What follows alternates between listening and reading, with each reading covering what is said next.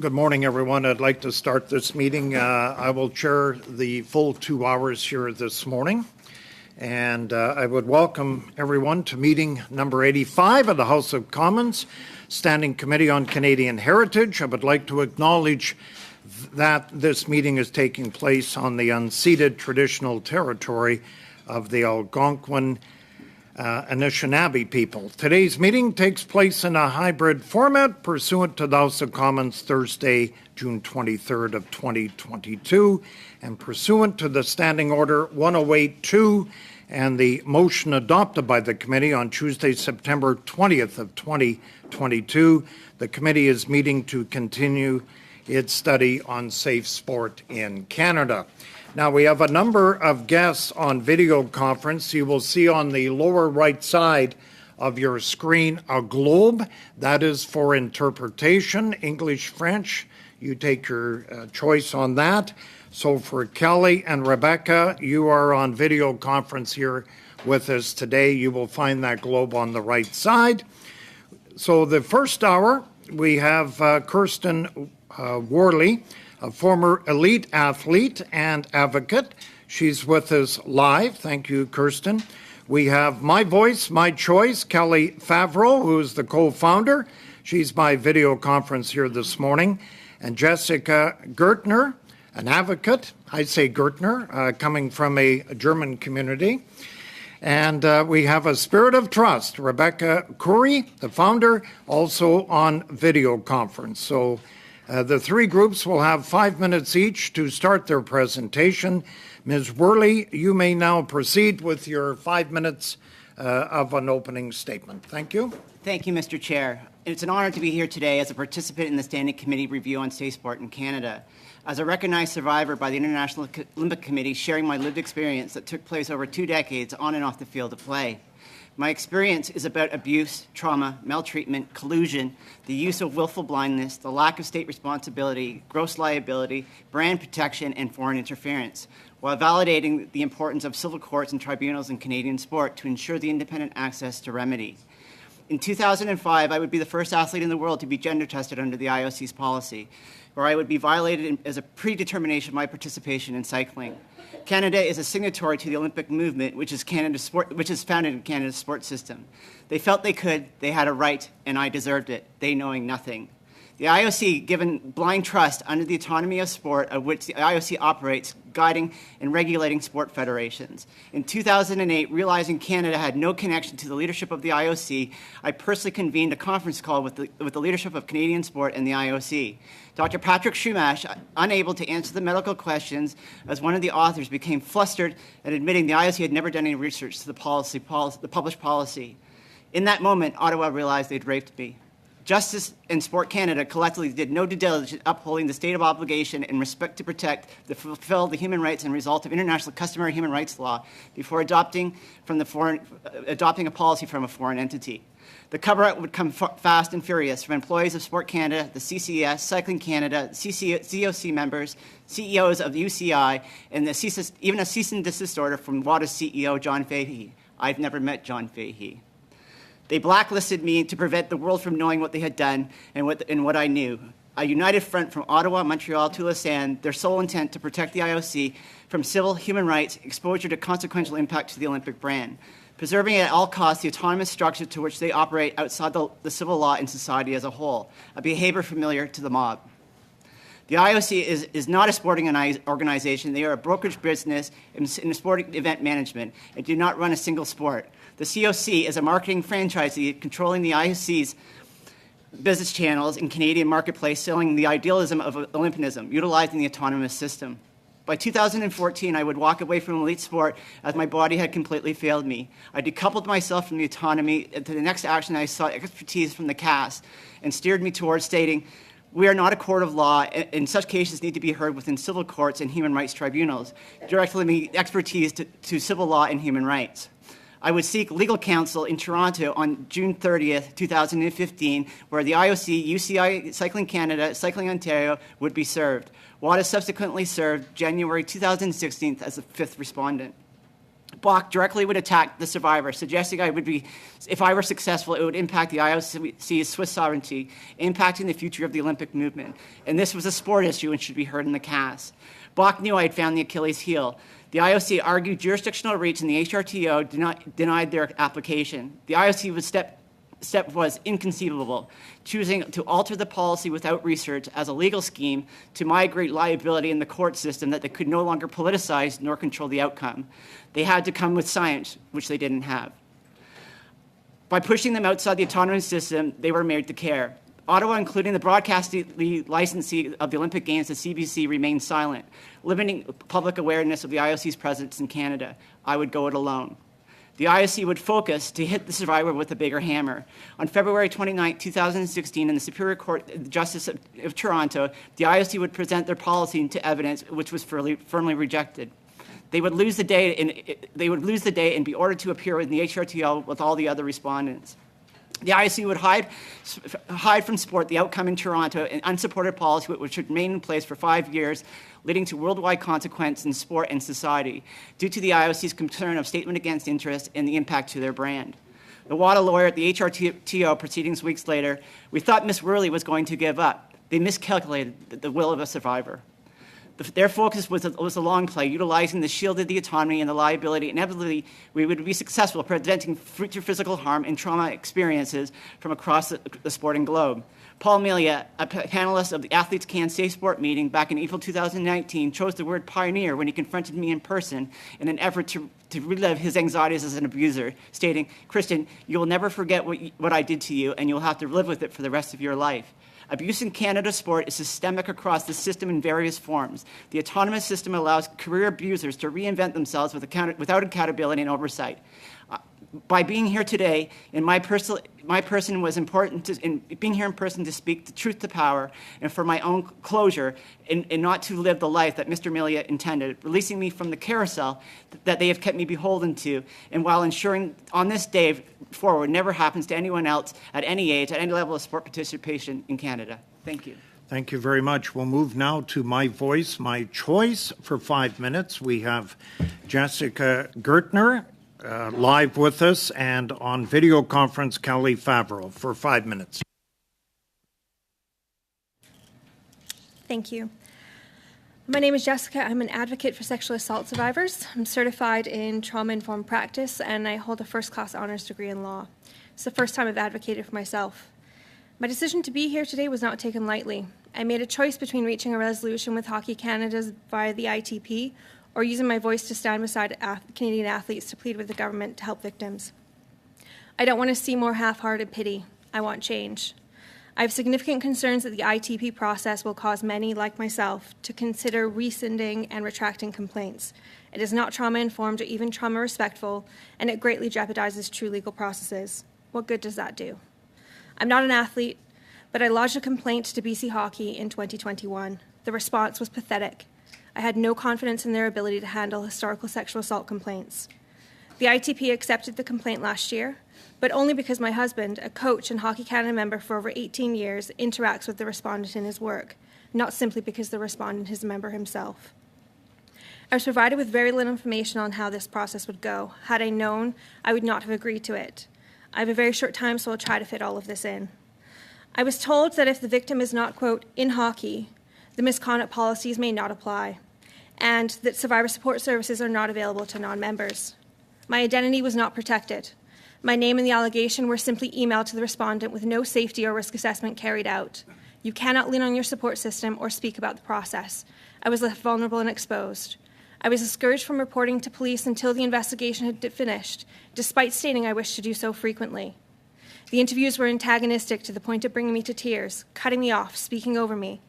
There are significant risks of evidence contamination, with each party's evidence and responses relayed back and forth over several interviews and sometimes via email. It lacks integrity, but perhaps that is the point. The fine print suggests that the ITP and Hockey Canada are one and the same after all. The ITP deemed it appropriate to hold a hearing between the parties in which the respondent would receive submissions and disclosures of evidence and have the opportunity to directly ask questions of me. This is a sexual assault case. No matter how much I protest and tell them how harmful this is, They push for a victim to attend a meeting with the alleged assailant to talk it out. This is nothing short of cruel.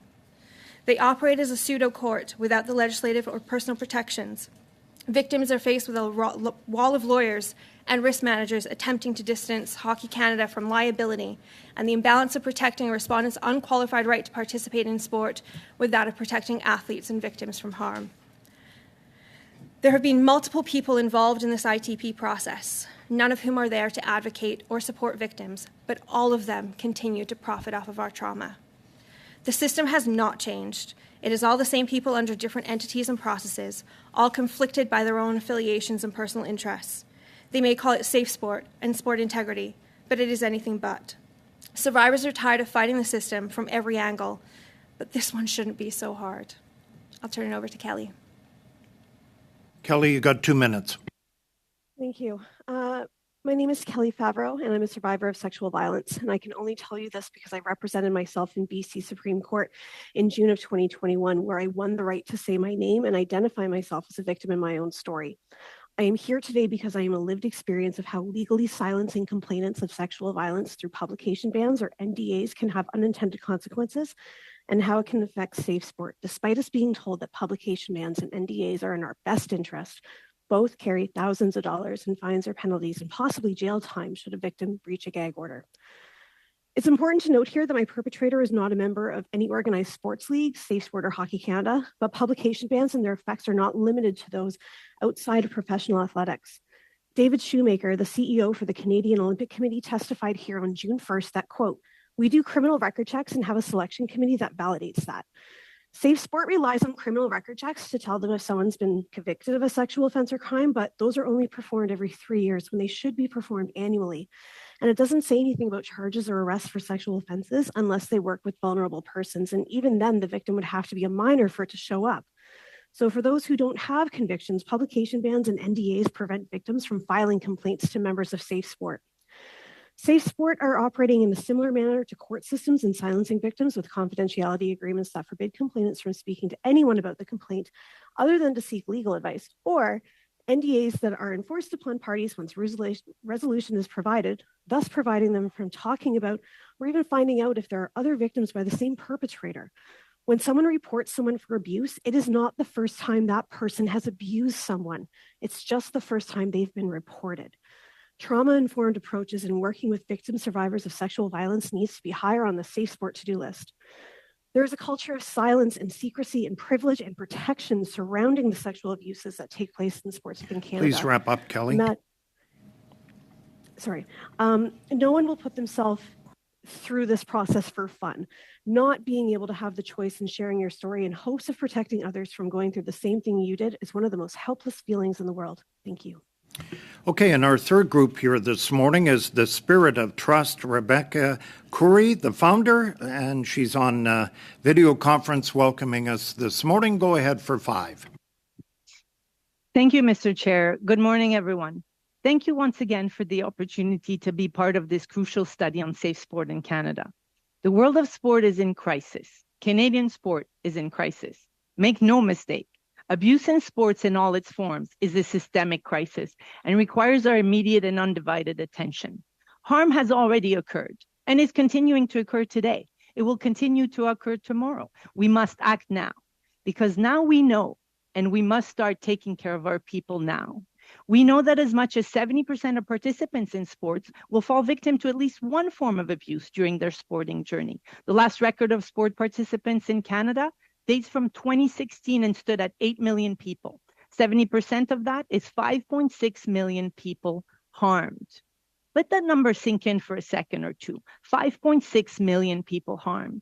Putting together all the stories you've heard firsthand here, the ones you just heard today, in the media and through friends and family, and even if we were to add the thousands of people who signed the petitions to request a national inquiry into sport, which should happen actually, we are nowhere close to the actual number of people harmed in sport, with absolutely no end in sight and certainly no holistic solution on the table. Urgency doesn't even begin to describe the gravity of the systemic crisis we are facing. I'm here today before you as the founder of the Spirit of Trust, the only charitable organization in the world that has developed a blueprint for a holistic and scalable model of care with dedicated focus on empowering, supporting, and guiding safely all survivors of any type of abuse in sport on their transformational journey. We must start taking care of our people now. Won't you be part of that solution with us? Let me tell you about our why we think we need an organization like the Spirit of Trust. Well, because we wished we would have had it when we all went through our issues. There's this urgent need to build capacity to empower the largest number of survivors on their paths to recovery. And we're going to be able to do two things at once with this model of care. Heal the past and present survivors in order to, two, prevent the harm in the future. Healing is the best form of prevention. Second, we must exist because healing survivors has always been a non-negotiable part of the safe sport agenda and must be delivered independently from the sporting systems. Third, we must exist because the imbalances of powers must be addressed. And empowered guiding and supporting survivors will be key for the scales to finally start to shift. We must exist because we need to decrease the hardship on all survivors, and we will build trust, foster hope, and save lives. What we know about healing from trauma is that it's a lifelong journey, and it's a unique path for each and every one of us. But we have one common thread: us, the survivors, whether it's Miriam, Amelia, Catherine, Guylaine, Kelly today, Trine, Kristen, John, or Ryan. It doesn't matter. The commonality is our lived experience. And the key is to create safe and professional spaces to foster that human connection, which will build trust, foster hope, and save lives. At the centerpiece of our scalable model of care are evidence-based, holistic, survivor-led, and expert-driven programs and tools that are developed, built, and delivered for, with, and by survivors.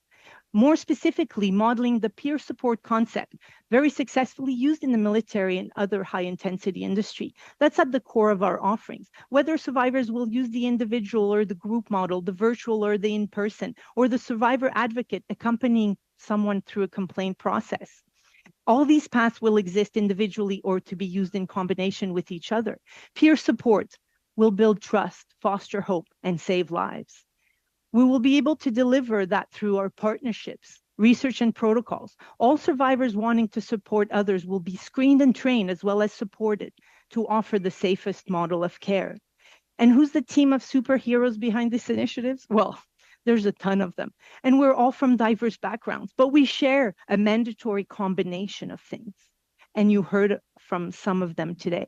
Lived experience with expertise and the trauma-informed and human-centered lens. And each of us is driven by ethics and courage. Ethics and courage. I want to put emphasis on these two words. Ethics and courage. We all believe in the same thing, that our model of care is a must, as we need to start taking care of our people now. We will build trust, foster hope, and save lives. It's a game changer. Thank you, Mr. Chair. Thank you, Rebecca. We'll have two rounds.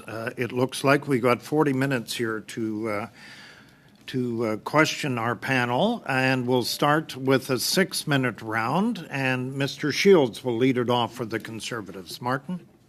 Thank you, Mr. Chairman. Appreciate the witnesses being here today, both in person and on video. The minister made a statement about non-disclosure agreements, saying non-disclosure agreements or non-disparaging clauses should never be used to prevent athletes. The word should. Everybody knows the difference who pays attention to language. The words matter. Shoulds, not shall. What is your reaction to the minister's statement on publication bans, NDAs, when she uses the word should? Ms. Gartner? It should be must. They must not be used. It, unfortunately, when you have an NDA or anything that prevents anyone from speaking, you have no idea if there are other harms that that person has caused. You have no idea if you can protect other people from those harms. It's must. They must be forbidden.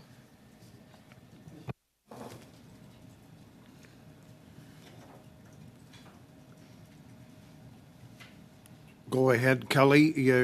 You were asked to respond. That's it. Go ahead. Sorry, my apologies there. I agree with everything that Jessica has just said. Words are important, and making sure that everybody understands what is required of them and leaving nothing up to interpretation is going to be key for anything that moves forward from these meetings. So yes, the word must be in there. The wording is a good start, but we have a chance right now to make it better. So I hope we do so. You also referred, Ms. Favreau, Ms. Gartner, to hockey in the sense of this type of challenge that you have. What about the other sports that we have listened to in the sense, apparently you've been following? Do you find the same challenge that you would say this is symptomatic across national sports?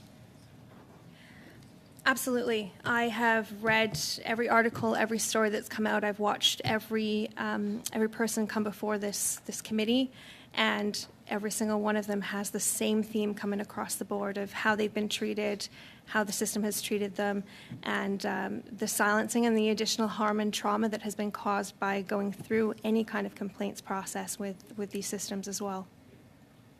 So, for example, when an organization sets out a third-party place for the complaint to go, and I think you're referring to your experience in that, in the sense you've got a legal background, so you have a parent who probably is dealing with a minor of theirs in the process. In the legal process, how does this set the parent up for failure or threat or challenges versus the person that they're trying to deal with? One party has direct access to legal advice and legal counsel, either through a criminal system or through this process itself, and that's never the victim. There are legal complexities that I found throughout the process. Even just the policies themselves leave so much room for interpretation. So at the beginning of my process, I was just sent the policies directly with no explanation. I had to give it to myself to interpret those. No one else was there to help. And you're speaking yourself, as you've said, from a legal background. If I go to a parent who's out there trying to protect their child, is not coming from that kind of background. So what chance do they stand? I'm looking for recommendations, as this committee is, when an organization, sports organization, say, hey, we don't have a problem, we've set up a third-party group for you to appeal through. What would your recommendation for that process that we're hearing all the organizations saying, hey, it's not our fault, we've got a third party to deal with this? I would say that even as adults, not just children, there's no trauma-informed process here either. So it's not just the legal side, but also having someone that's coming from it with understanding that the person that you're dealing with has gone through trauma. So there's no capacity there for the investigator or the third parties that are involved to treat them, and unfortunately you have to treat them with a very different scope than you would treat anybody else because of the situation that they're in. Excuse me. So from a recommendation standpoint, there needs to be full support from day one that is independent, full legal advice that is independent, someone like a victim services worker that can actually help through the process and say, this is what the policies say, these are the stages that you're going to go through, these are the next steps, that is your advocate throughout the system, throughout the complaints process, should I say, and not just, here's this wall of lawyers and risk managers that you're going to battle with directly who are protecting, at the end of the day, the rights of the entity and the respondents and the members of the organization. And that's a good point, because I think often what we're dealing with is, I say, the parent who is the advocate for their minor, which is a child, because that's what we're talking about as safe sport. And it's not usually the person who has suffered through this, who is a minor, but is the parent that's advocate. So you've got a ripple effect. It's not just the person who is victimized, but it is extended, which I think that's what you're trying to get at. What you're saying is the support mechanisms need to be there in a number of ways. Yes, that's correct. Ms. Favreau? Quickly? I just would, Quickly, yeah, I just would Kelly, like to if you add don't to mind. this. The public has a right to know who's around children and youth while in positions of power. It's up to them to determine what the parent's choice should be if they want to be associated with that particular organization as well. Again, the idea behind safeguarding children and youth and adults from abusers in sport, we need all teams, all organizations on board here. I would like to see a requirement for all teams, all complaints to no matter how minor, to be recorded and make. Okay, we're just going to move on. You'll have maybe questions later that you can elaborate on. 6 minutes, Tim Lewis from the Liberal Party. Tim? Thank you very much, Chair. And I want to thank all of our witnesses for being here for this important testimony. We're hearing a lot of themes and they're chilling. Maybe I'd start with my voice, my choice. Ms. Favreau, just out of respect, I wanted you to finish your comment, if you will, about you saying no matter how small a complaint is, an issue is, that it should be recorded. If you don't mind expanding on that, I'd like to give you the time. Thank you. I very much appreciate that. I would like to see there be some penalty for teams and organizations that do not take these reports seriously. These are kids that are getting hurt. I mean, you had 500 gymnasts come forward and say somebody hurt me, and it was not just those 500. There had to have been more. But I mean, there needs to be accountability for these teams and these organizations that don't take these seriously. Further to that, we need to recognize that when an incident occurs outside of sport by a member of an organization like Hockey Canada, for example, having an abuser or a sex offender, convicted or not, associated with the organization is a reflection of what is deemed acceptable. It suggests that just because someone isn't wearing the logo at the time they commit the offense, when you turn a blind eye to it, it puts others at risk and it deters people from coming forward. So thank you. That was my final thought on that. Thank you very much. I appreciate just the format allows us to have to move quickly, but these are important and conversations that take much longer, and you can see how long the study is. One of the challenges we've run into here at the federal level is this is a multi-jurisdictional issue, and so we have to work with provinces and territories as well. A lot of these abuse cases fall under that jurisdiction, especially at the beginning age when our parents, the small children in gymnastics or hockey or other sports.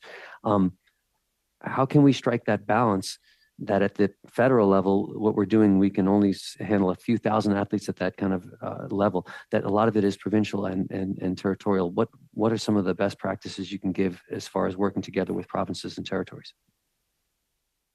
Again, I think it's going to be the open communication. I think it is going to be keeping something like a database or like an HR file, for example. Most folks, from what I'm gathering, once you're in safe sport, you are in safe sport for life. This is your job. This is your living. Having a registry provincially that can be read nationally, that would be probably my biggest thing right now. Jessica, I don't know if you want to add to that or not. Absolutely. It needs to be something that's accessible to all. I know of, again, with my husband working in hockey, there are many cases where there has been an incident that has happened and the coach or staff member is just moved from province to province and can continue to be that harmful person because they are only suspended from being in that particular province and not across the board.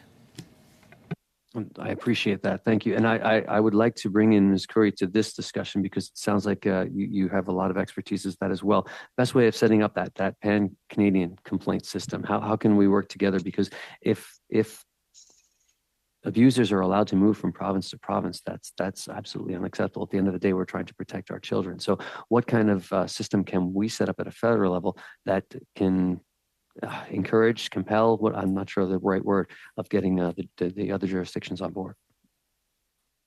Well, I think that, at the end of the day, the most important piece is right now, the supporting of the people that are going through these things.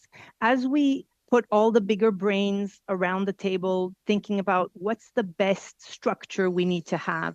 How do we have, the list of people with the offenses? How can we do it with all these privacy things?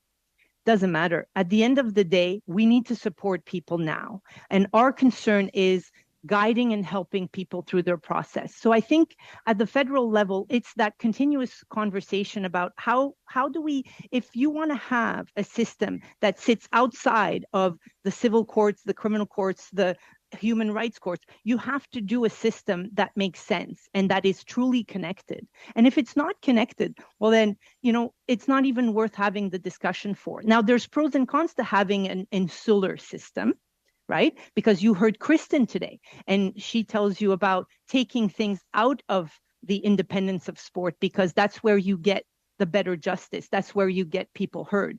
Listen, you've got people at high levels of football in France and Haiti and I don't know where, and then they're moved around and they have even bigger roles in the international federation. It's a complete cesspool. At the end of the day, what we must do now is support the people who are going through the harm. We have to accompany them. And for us at the Spirit of Trust, that's our focus, focusing on helping the people now. What can we do and help them navigate? And then be part of the conversation to make a better system. Sure, yes. At the end, when we look at what everybody's been asking now for months, this national inquiry, get the right people around the table, ask the right questions, get to the right solutions, not the Band-Aid ones, not the checklists, the right solutions that are going to change foundationally the culture that's going to impact this. Everything starts from underneath and it leads from the top. So you have to have a way to change the culture, to make sure that you're embedding human-centered and trauma-informed pieces in everything we do. It doesn't sit next to it. It sits within it. Like the diversity piece, it's not a checklist. It has to be embedded. I don't know if I helped you at all, Mr. Lewis, in that question, because it's it's really about supporting people now as they're going through all of these egregious processes. Jessica mentioned it. You sit here and you have this army of lawyers in front of you, these people that are trying to protect their own or cover their own. Ms. Khoury, we have to move on. Thank you very much. Thank you, Tim. We'll move now to the block. Mr. Lemire for 6 minutes. Welcome. Merci. Thank you very much, Chair. And first of all, I'd like to express solidarity, people in particular in Saint-Lambert affected by wildfires and also in the North Shore, Lac Saint-Jean, and in the northeast of Ontario who are being affected by the wildfires. I'm deeply touched by that personally, and I will be returning home tomorrow. But I did think it was very important to be here in person. First of all, we've heard from testimonies from Ms. De Silva and Ms. McCormick, and that really shocked me when it comes to the aspect of protection with all of these organisations. And I was struck by an invitation by Laurel Collins from NDP from My Voice, My Choice on this process of the NDAs and the perverse effect of these. And that's where I met Ms. Favreau and Ms. Gartner. And your testimony really struck me, as I had already said, was very much shocked and troubled by that. And I was struck by your force and strength. It's very important for you to be here. Thank you for your presence to contribute in terms of your expertise and your sensitivity to these issues. I'd like to raise one issue. It seems that other people who are in the complaints process are often lawyers, but there's this question of the native expertise in their interaction with victims, and that's missing. You've said it's important to have an investigator and adjudicator who takes account of the trauma of the victims. Is their expertise in a correct framework? It would have been good to have heard from Mr. Bard last week, but he didn't turn up last week. Can sport be governed by itself? How can the staff of the SDRCC or the OSIC is involved in this, and how can lawyers be at the heads of the sporting organisations? Can you talk about this danger of the contamination of evidence and conflict of interest matters? Over to you, Ms. Gartner. I'll try to remember all of those things. I think, first of all, with going back to your question of the need for trauma-informed in this process and having lawyers involved, I think when you're going through the investigation process and you have had trauma, It's an understanding that the brain experiences something very different, and the responses that you may have may be different in that process as well. So having an antagonistic approach where you're against the organization and you feel like you're having to prove yourself to the organization with your complaint is difficult. It makes you feel like, again, you're up against this wall of lawyers and risk managers and you have no chance. What you need to have is in order to obtain evidence appropriately, there must be trust, there must be safety, and there has to be a level of respect and understanding as well. And from an evidence contamination point, having the investigators going back and forth with information of, oh, well, she said you said this, oh, he said this, he said that, and going back throughout the process, if that case is eventually sent to a criminal investigation, or if it should go to a criminal investigation, the evidence is already there and it's already been contaminated and handed over, so the defense has a pathway.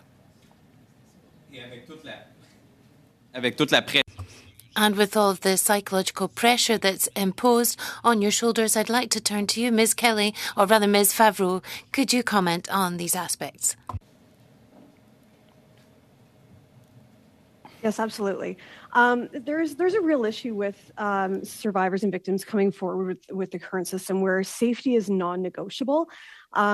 Most of us fear that seeking police or third-party involvement can expose us and our families to retaliation, violence, or other personal consequences for speaking out.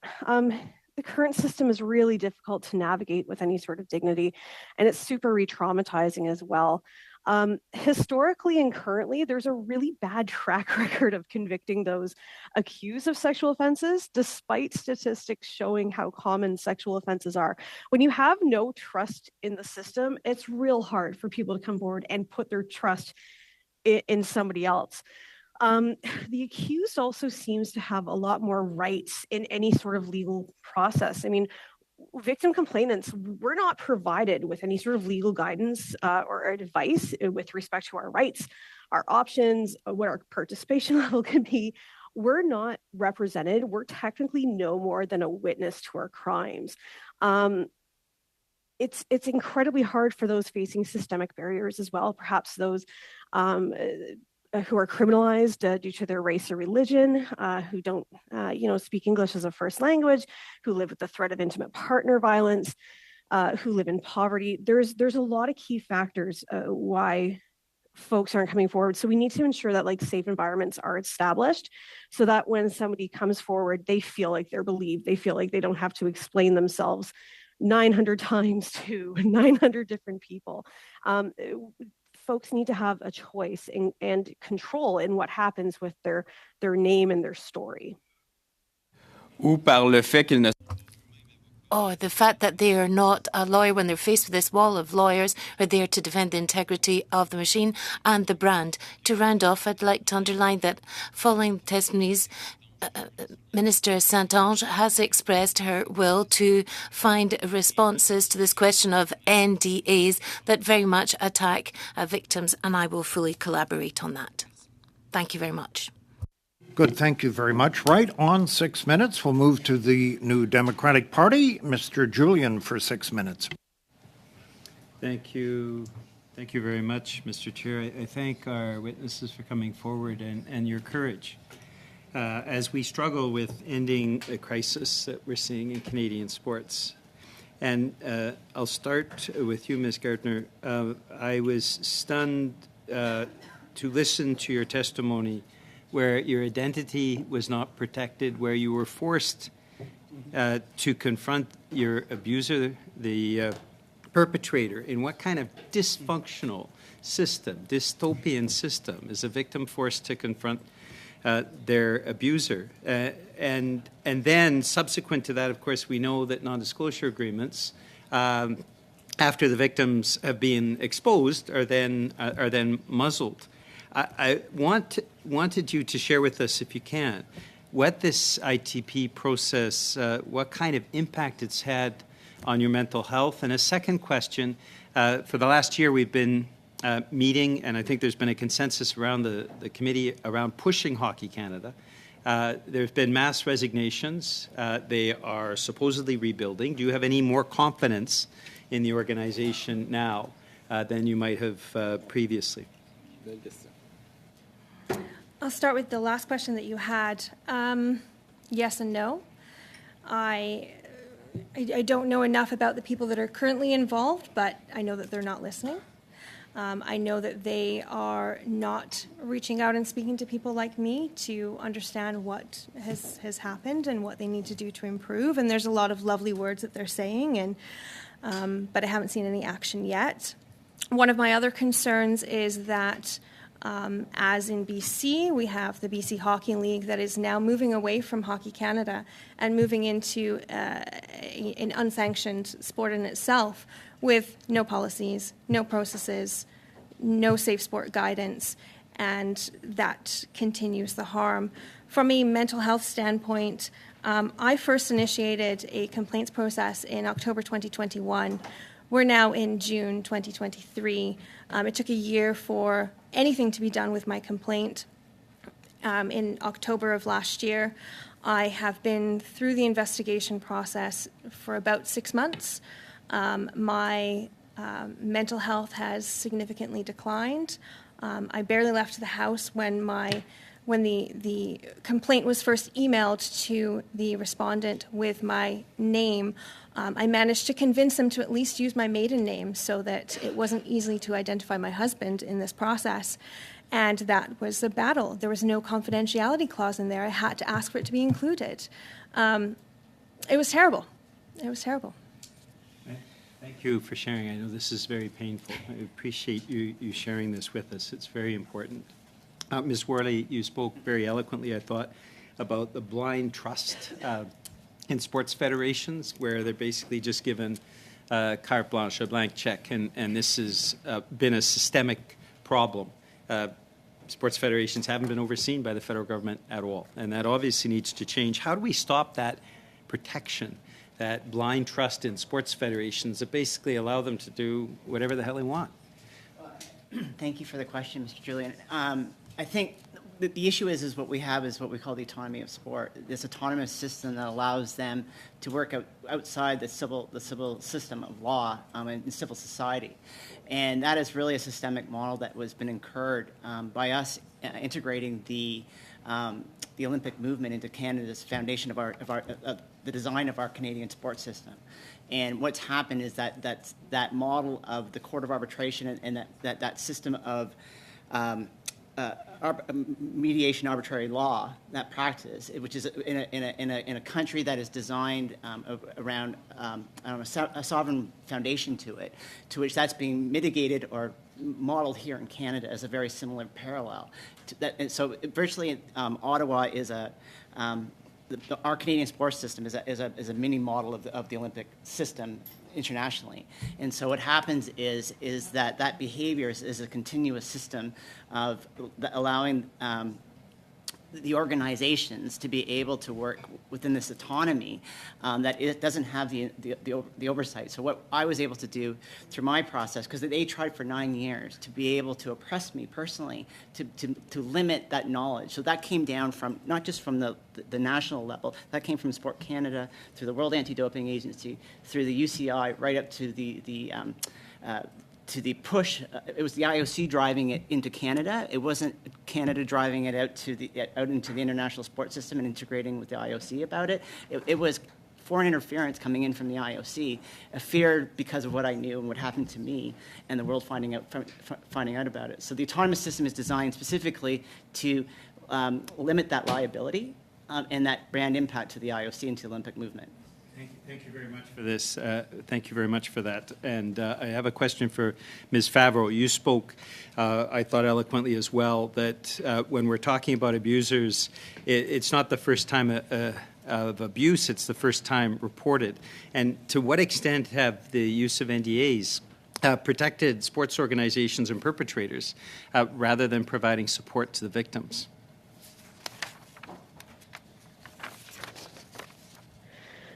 Thank you for the question. Yeah, I mean, when you silence somebody, You can't warn anybody. You can't let Monsieur le Président, si vous me anybody know. permettez, Chair, could you please ask Ms. Favreau to put up your mic so that the interpreters can hear you better? Will improve the sound quality. Just put it up a bit.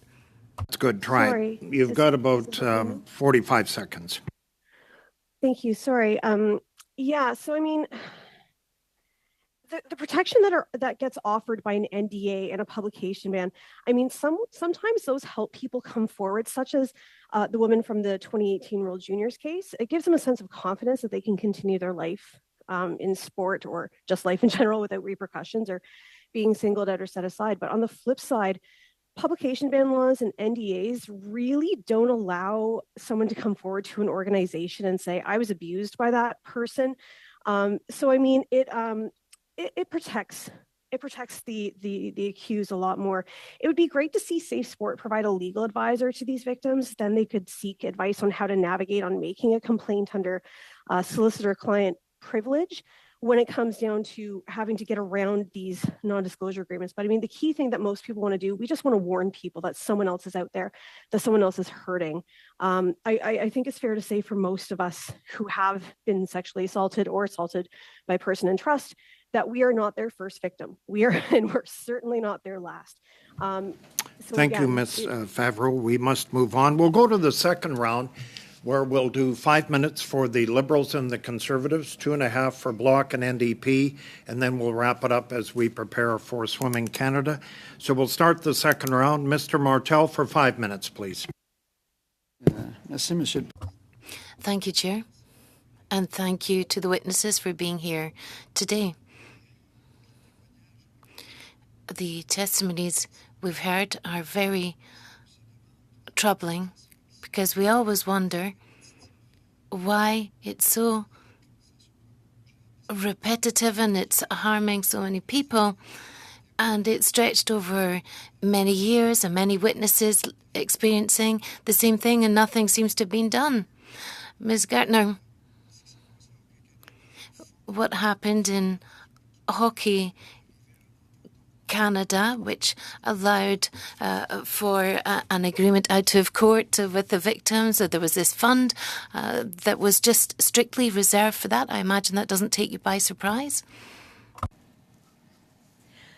Not at all. It's, again, we go back to the trying to distance themselves from liability. And how do you do that? You make sure that you have funds available to pay off whatever needs to happen. For me, though, it wasn't necessarily just that there was a slush fund that was set aside.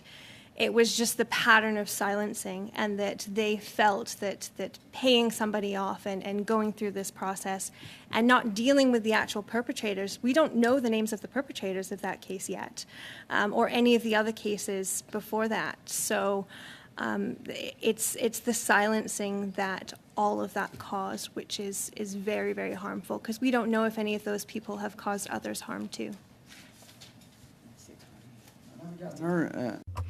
Ms. Gartner,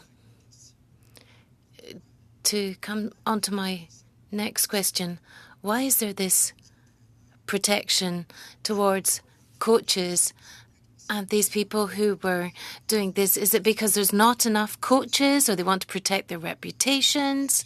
It's hard for me today to understand the fact that there's no reproaches, no reprimands, and it seems that we're protecting these acts that have been committed. There seems to be no communication between the top and the bottom. Why is there such a cover-up? What's the aim of the game? We were talking about hockey, and a coach loses a game and he's sent off. But it seems that the coaches are not doing what they're meant to do, but they keep their position nevertheless. Why is this happening? I think there's also, I mentioned an unqualified right to participate in sport. And it's across the board. It's not just coaches, it's officials, it's staff, it's physiotherapists, it's anyone that's involved in the process. And they almost treat it as if there is that right that they should be able to participate. And again, they go into this pseudo-court mechanism where they believe that they must have fairness and that they must be able to allow these people to continue. And quite frankly, if it's a coach that's winning, or if it's a player that's the star player, why wouldn't they protect them? They want them to succeed. They want their team to win. They want they want what's best for the glory, right? It's what they're there for at the end of the day.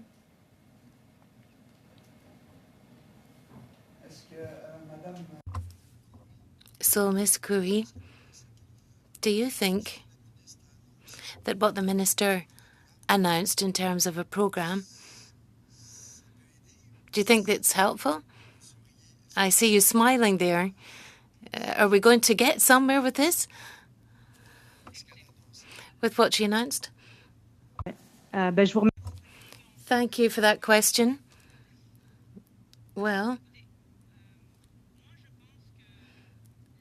I think that the way in which we've been coming up with solutions for the last 4 or 5 years is that we're rushing around, we organise a meeting, we bring in everyone from sport and we come up with questions, then we come up with a list. We say, right, that's it, we've done it now.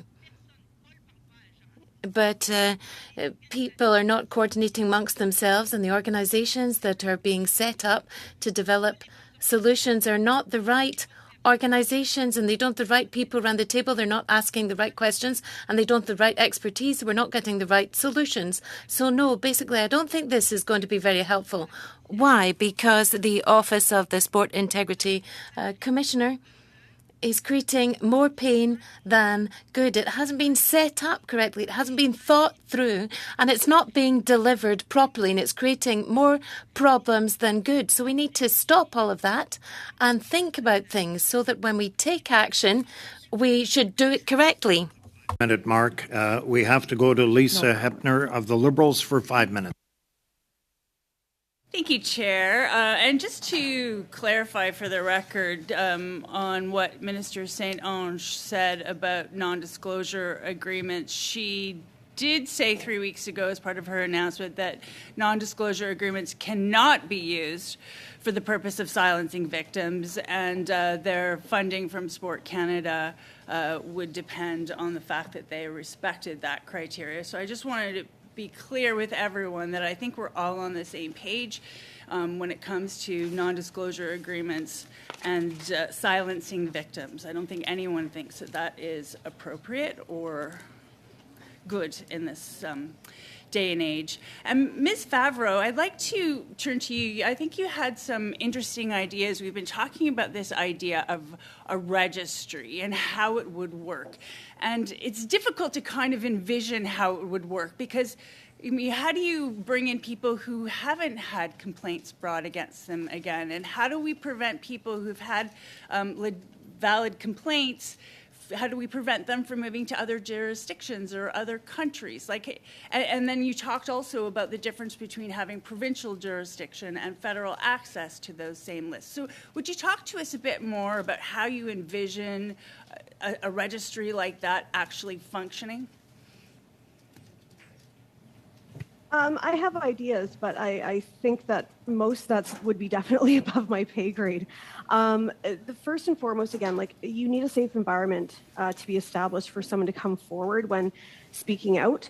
In terms of a database or a registry that can be shared nationwide, I mean, there's software out there that allows us to communicate with me in BC with you guys in Ottawa.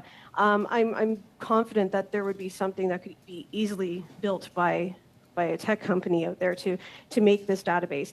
But what I would like to see within the database is, no matter how small the complaint, no matter how minor the complaint, they all need to be taken very, very seriously. And again, if this person goes to apply for another role within Safe Sport, it should be as easy as doing, calling somebody for references, saying hey, do you know Joe? Do you have anything about Joe? Well, yeah, he's great on the ice, but he's got this one little mark against him. Well, that should be a red flag for anybody. There needs to be this sort of open communication between sports organizations and personnel. And, again, it's a reflection of what you deem as acceptable as an organization should you choose to bring this person on, knowing that this person has a mark on their file. Okay, would you have any other recommendations that you would like to see come out of this committee study that would help inform a national inquiry?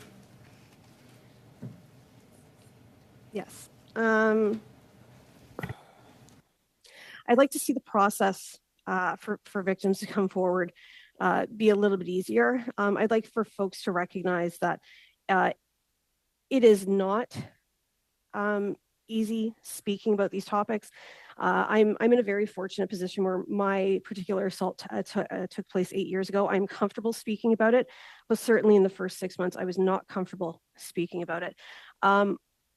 Everybody who comes forward needs to feel safe and encouraged, and most importantly, believed. I don't feel as though there's a lot of trauma-informed services or support for the victims that are coming forward with stories of abuse, be them current or historical. I believe that the third-party investigators are out protecting the best interests of the organization, and they just see another person in front of them with a complaint, and nobody's taking it seriously. Thank you. So you're talking again about the third party, not if we had a national inquiry. So that's sort of separate. But I'd like to turn to some other witnesses that we have today. Ms. Gardner, first off, any recommendations in particular? We don't have a whole lot of time, but if you have something quickly that you would just take in as a recommendation for a national inquiry that would help inform us. Again, as I said, I've seen quite a few coaches, officials, players that just get moved around to different jurisdictions.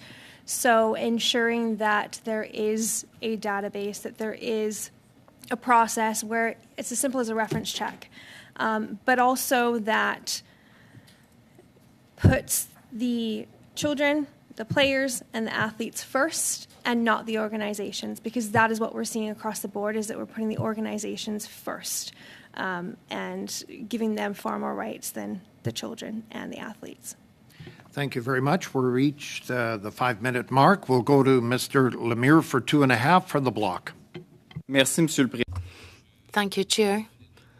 I'd like to round this off by saying that it's very important to have an independent public inquiry so that we can offer to victims the fact that they can witness publicly or anonymously. It needs to be their choice. Now, Ms. Worley, thank you for being there. I'd like to talk about the question of foreign interference and the Canadian sporting system. That's a significant concern. You've illustrated this well, and we can see that the Olympic movement that's part of the Olympic International Committee and the Canadian Olympic Committee play a role in pushing forward the autonomy of sport. And with these strategies and schemes, we see that often there's a protection against those who are violating human rights, and organisations do not always shoulder their responsibilities. You are a survivor here in Canada, and you have had the intelligence of remaining strong, and you're a real ally. You can be very proud of what you've done. It's speaking out about the fact that it's not safe for everyone. You're a real heroine with everything that you've gone through. You're a real role model. So when we talk about achievements, we're saying athletes should be able to appeal before the CAS, and in fact they should also be able to continue with a legal battle before competent courts to deal with human rights issues. And you're there to clarify these issues, such as the question of liability and protecting brand images. So can you explain it within the context of autonomy in sport and also foreign interference? Mr. Lemire, and thank you for your very kind comments. I really appreciate it very much. It has been a long journey, over 2 decades to where I'm sitting here today, and it does bring me a little bit of closure, a journey that I've come to working in this space for a very long time, and having to go the road on my own because of the experience I've had and the problems that we were seeing being elevated through this committee review of what's been going on systemically for decades, and really comes down to when we talk about the issue around foreign interference, it is really the biggest issue, because really a lot of the issues that we're seeing here today and we're talking about are the fact of things that have occurred because of it. So when we talk about the autonomous system and the idea of the Olympic movement as being kind of the foundation of the Canadian sports system, it is the human responses that we're seeing and the impact to the athletes. And now we're we're seeing in the thousands that have been traumatized, and many that have been witnesses here over the last year, are indicating, showing that that is a reflection of the problem. We now need to be talking about the issues of how we got here. Thank you, Kristen. I have to move on. It's the 2.5-minute hard stop, and we're going to go to the NDP now for 2.5 minutes. Benita Zarrillo joining us. Welcome for 2.5 minutes. Thank you, Chair. And I'm going to start just with a question for Rebecca Coury, I think, who is online. This just is around, around what sort of supports are needed. And I have heard some testimony around even the cost, the legal costs of being able to do this. So I wonder if you wouldn't mind just sharing what kind of victim support you feel is needed, and if you could include some of that legal support, because sometimes money talks. Money always talks. Money always talks. Money is one of the biggest reasons why we're in this complete nightmare. And so absolutely, I think that, people need to be able to be supported and to be able to find a safe space. And that means someone who accompanies them, like a survivor advocate, and somebody like a legal representative. So, that's the basic. And after that, it's, how can they be connected to other survivors, in order to be able to get through this, these complaints much easier. So, and now we're focusing just on the people who come forward and who put in a complaint, right? And so it's a combination of pieces. And what we see at the Spirit of Trust and the work that we've started to do, you accompany people, you listen to them, you believe them, you give them the resources. They do need to have a survivor advocate with them and legal representation in order to be very clear on what the paths that they have in front of them are. Somebody who understands jurisdiction, understands process, and someone who will speak trauma-informed talk, and someone who will be able to support them. Does that answer your question? It does. I just want to go back to having that legal support. Who pays for that? Yes. Okay. Well, the concept and the idea of the Spirit of Trust is that we want to develop a legal fund. We want to have the opportunity to be able to connect these survivors with not only the advocate and also the legal piece. So, that's our wish. That's the wish list. The wish list is this organization that we're putting together stands independently from the system and has this array of support. And that's taken care of within the organization itself. Great. So that the individual... Rebecca, I got to move on. But before we move on, could you table a briefing that actually recaps the Spirit of Trust, your organization? You have some goals that you've set out for safe sport. Could I ask you on behalf of all committee members here to table that for us to have a comprehensive look? I want to thank you, Jessica, Kelly, and Kirsten, very much. Yes, Ms. Zarrillo, you had Mr. 2.5. Chair, could I also request from For My Voice, My Choice a similar report if they have one? Yes, we could, from Kelly and Jessica. Thank you. That will do our first hour of Safe Sport. We're going to move into the second hour in a moment with Swimming Canada. Thank you very much. We'll just have a short recess, and then we'll come right back.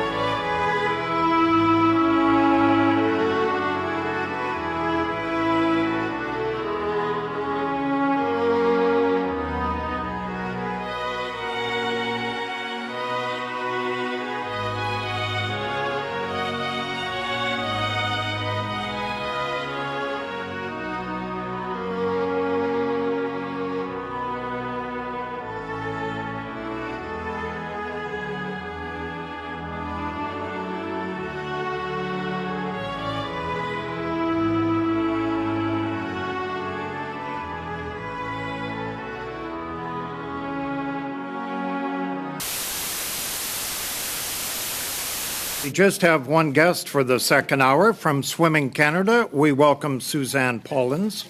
And before we get into that, I would like to set aside maybe 10 minutes at about 12:50 to kind of look at some committee business that we've had here today, if that's okay with everyone. And it'll just be a short 10 minutes. And I think, Ms. Pollins, you don't mind if we go into committee business about 12:50. It still gives you a good 50 minutes to talk about Swimming Canada and your role. And so you have 5 minutes to address this committee on safe sport. The floor is yours.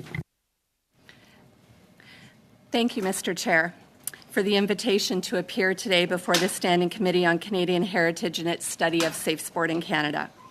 As an introduction, my name is Suzanne Pollins, and I'm the Acting Chief Executive Officer for Swimming Canada. I joined Swimming Canada 6 years ago as the Senior Manager Domestic Operations and then moved to the Director of Sport Development role in October 2020. In March 2021, I took on additional responsibilities as the Director of Operations and Sport Development, which I held until last week when I stepped into the acting CEO role due to the personal medical leave of CEO Ahmed Elawadi.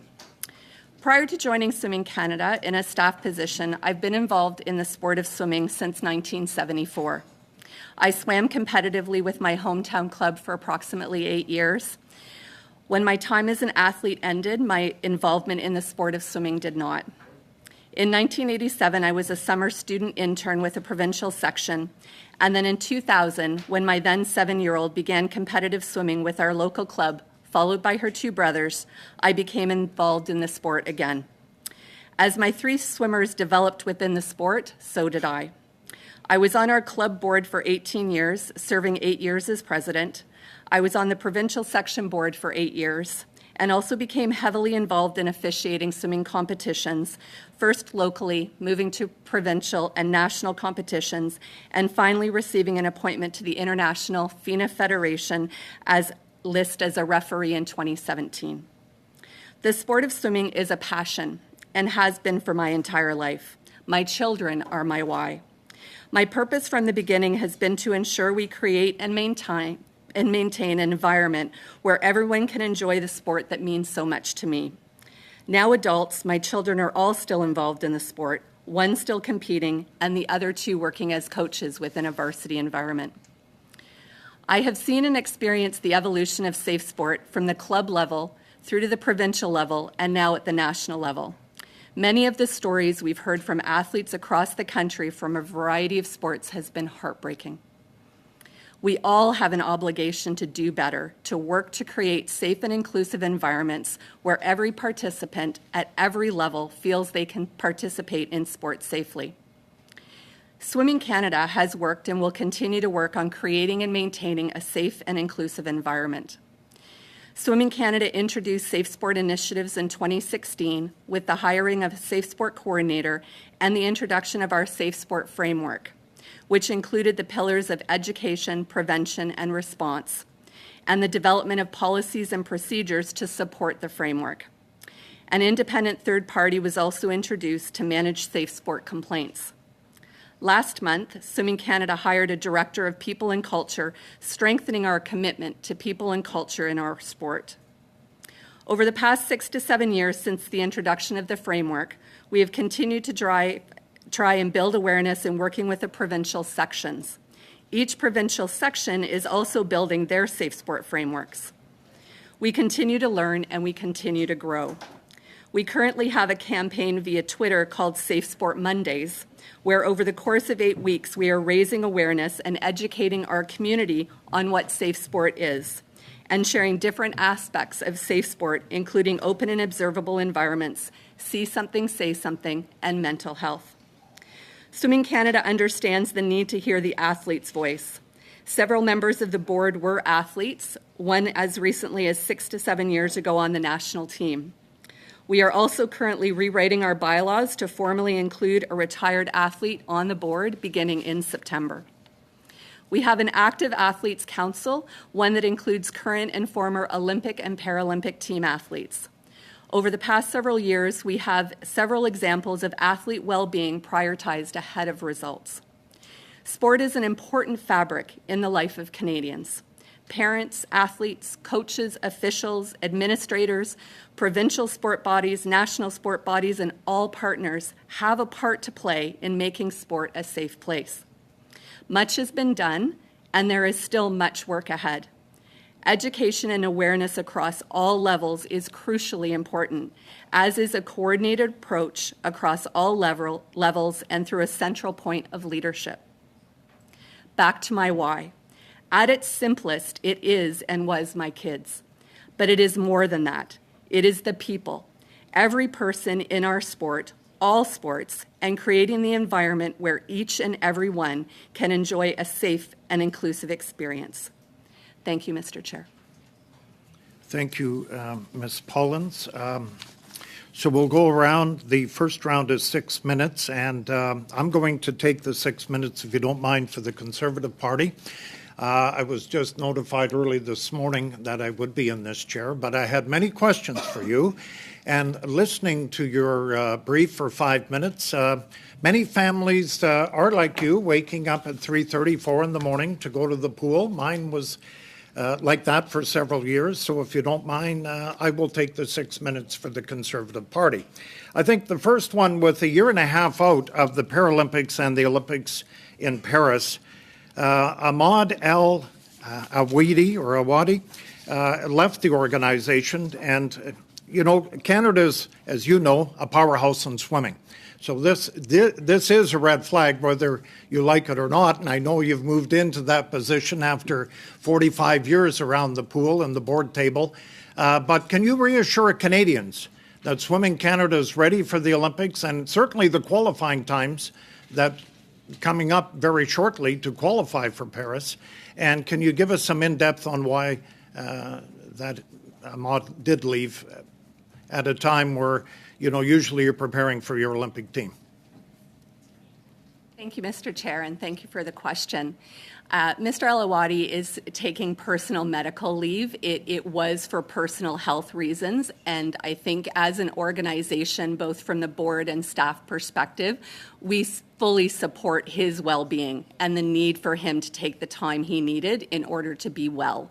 So I think first and foremost, that is really important to understand, that his health was number one.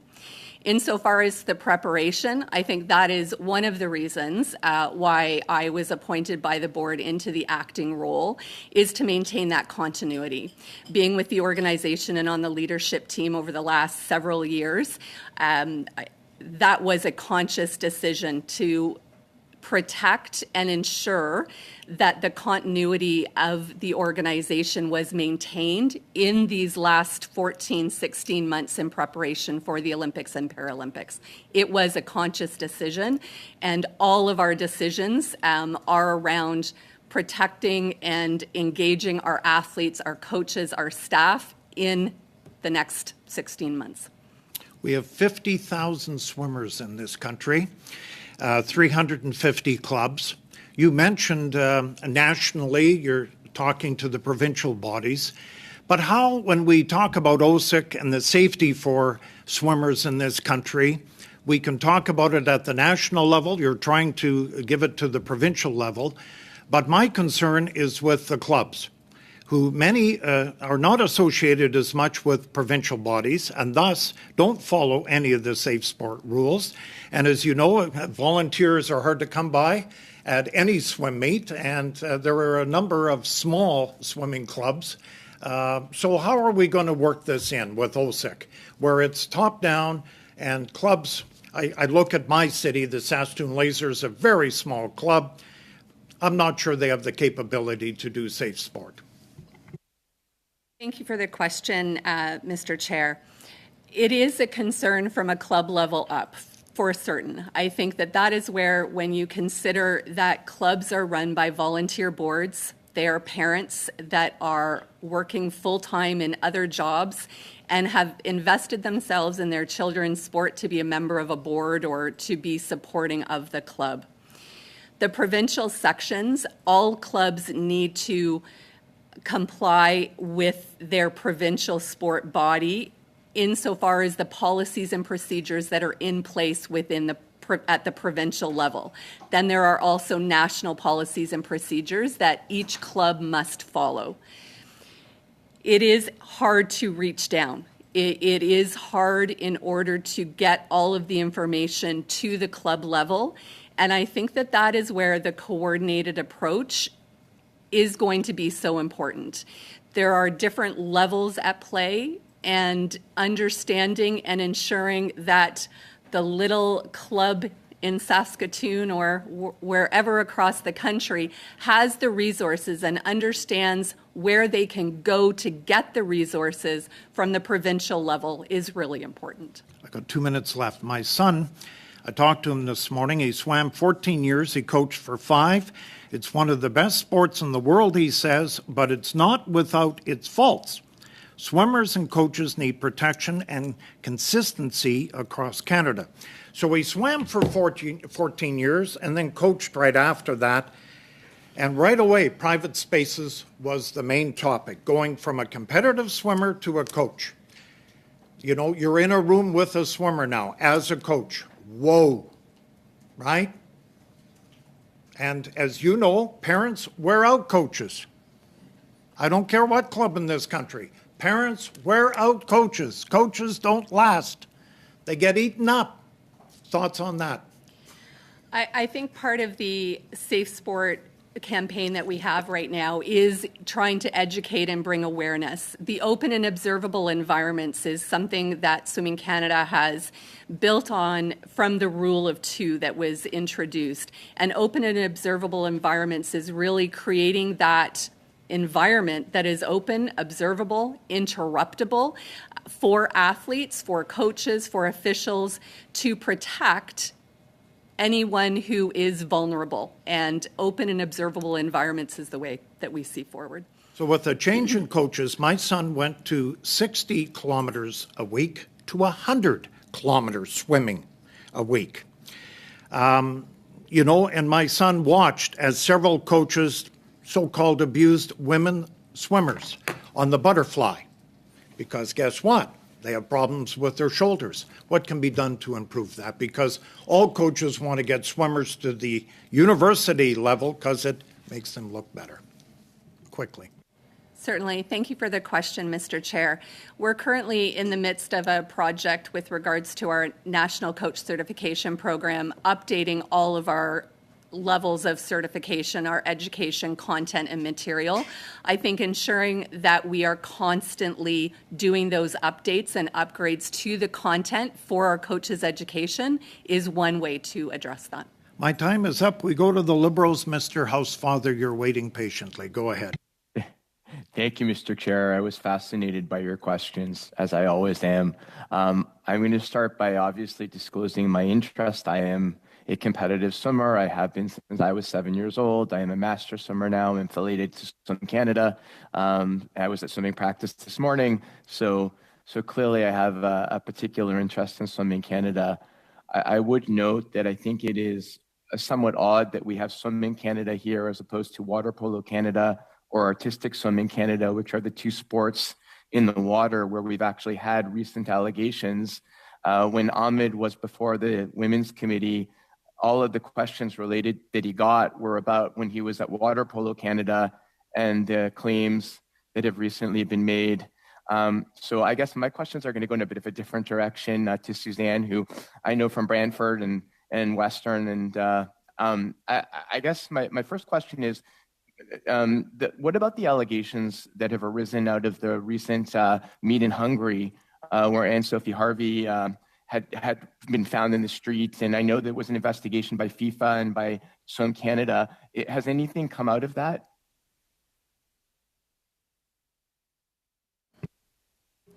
Thank you, Mr. Chair, and thank you for the question.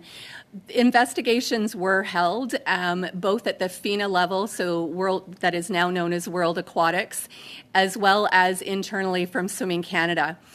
There were reports that were made. Mary Sophie at the time, as you all know, was quite open and upfront and shared publicly her experience. She did that for herself, and I think it was for her a way of moving through the process and sharing her experience, which is so important for anyone to do when they've had an experience such as that. At this time, there's no further update that I have with regards to an investigation, but just to say that one was completed, documents were filed, but there was no further outcome that came out aside from what is publicly known. Okay. Another question that I had was something I think we're both aware of from the time that we were competitive swimmers, right? I remember when, up until the time I started at college, even at college, the coach would take our body fat measurements on the deck, pinching people in front of everybody, would make comments about people's weight, particularly to the women. There were, as Kevin had mentioned, a lot of people with tendonitis and other swimming-related injuries, and you were basically encouraged to swim through the pain, which, as we know today, is not the ideal way to keep people motivated and stay in the sport for the long term. I'm wondering, in terms of the guidance that Swimming Canada now gives in terms of training for coaches, not only just certification, but ongoing training, how has that changed, and what are Swimming Canada doing to make sure that coaches have a better philosophy towards swimmers as we understand things today? Yes, thank you, Mr. Chair, and thank you for the question. I didn't have that experience as a swimmer. Thankfully, I can say that wasn't my experience when I came up, so it's not something I'm familiar with. I'm thankful for that. Now, coaches' education, but also ongoing professional development is crucially important. Our teams from our high-performance centers to when we take a national team away, there are sets of protocols when it comes to that type of process with regards to calipers and weighing swimmers that's voluntary. Someone can opt in. They don't need to be part of it if they choose not to be. It can be used from a scientific way, and when it's used in that way, there can be benefit to it. But again, it needs to be optional. We also work really closely with a great group of integrated sports specialists through the CSI network, both in Ontario as well as Vancouver, as well as through the INS in Quebec, where we're working with support specialists where this is their specialty. And so they're able to provide our coaches with very accurate information, up to date, and then we're able to share that beyond that network down further to our coaches through different collaboration, as well in working with the Canadian Swimming Coaches Association in developing and supporting and partnering with them on different education, professional development. Last question, Mr. Chair, if I have a moment. I'm not sure. You do. Do I have any time? Yeah, 1 minute. Okay, thank you. So, number one, are there any open allegations that Swimming Canada is currently investigating? Number two, are there any NDAs in place with former settlements at Swim Canada which would prevent anyone from disclosing what occurred to them? And finally, I'm sure you heard some of the testimony about what happened in hockey and soccer, about the fact that coaches were dismissed because of complaints of sexual abuse, and then they were allowed to go into another province and coach. Is there any list at Swim Canada that would be available to every club in the country to know what coaches have been banned, what coaches have been suspended for these type of allegations? Mr. Chair, thank you. I'll do my best to answer that as I can. With regards to current allegations, there are current historical cases that are currently being worked through the process according to our policies and procedures with independent discipline panels in place. Since the introduction of OSIC, which Swimming Canada became a signatory to on January 12th, Swimming Canada has itself referred 3 reports directly to the OSIC office, 2 in April and 1 last week. And based on the quarterly report that we received from OSIC as of March 31st, 1 complaint was received by OSIC and closed by the OSIC office in that quarter ending March 31st. Thank you, Mr. Housefather, and thank you for that, Ms. Pollins. We'll move to the block. 6 minutes. Mr. Lemire. Merci, Monsieur. Thank you very much, Chair. Please allow me to draw inspiration from what you've said and also mention good things in sport, because it is fantastic, the experiences that our children can have. And I'd like to take a few seconds to congratulate my son, Leon, who had his competition in Mont Tremblant and got a national standard the weekend and got a club record, and how that helps you to develop as an athlete and as a human being, the impact of federations and sporting clubs. And I'd like to thank Marco and Kim, his coaches from the Club des Dauphins in Rwandak. So we're very proud to mention that when we're studying sport. I think it's good to also talk about the good things that come out of sport.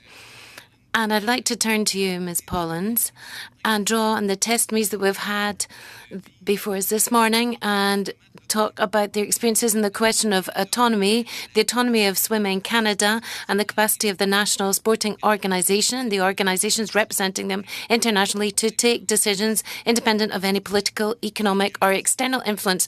That guarantees that athletes can be on a level playing field without any foreign interference or pressure. And of course, that's something that is very commendable in the spirit of sport.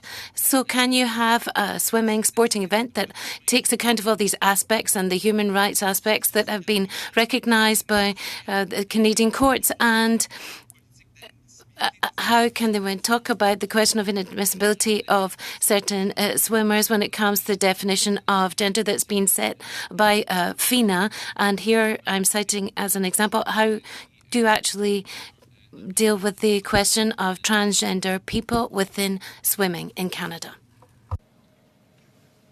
Thank you for the question, Mr. Chair. Thank you. I believe the question was with regards to how Swimming Canada is approaching inclusivity and transgender at this time. So Swimming Canada, as a member of World Aquatics, are bound by the World Aquatics policies and procedures as it relates to international competition. So when we send a team to the Olympics, to the World Championships, we will follow the rules of the policies that have been set for us by World Aquatics.